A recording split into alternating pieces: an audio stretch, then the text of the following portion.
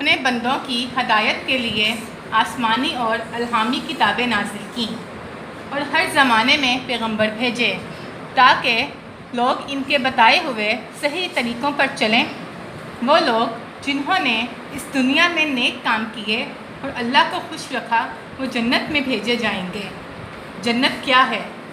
دراصل آخرت میں رہنے کے لیے خوبصورت باغوں کا نام ہے جہاں دودھ کی نہریں بہتی ہوں گی، میٹھے پھل اور قسم قسم کی بہت سی نعمتیں ہوں گی۔ کسی کو کسی بات کی فکر نہیں ہوگی۔ جنت میں خوبصورت اور شاندار محل ہوں گے۔ جنتی بڑے آرام سے ہمیشہ جنت میں رہیں گے اور انہیں کسی قسم کی کوئی تکلیف نہیں ہوگی۔ ساری دنیا کے مسلمانوں پر یہ فرض عائد ہوتا ہے کہ وہ ایسے کام کریں جن سے اللہ تعالیٰ ان سے خوش اور راضی رہیں۔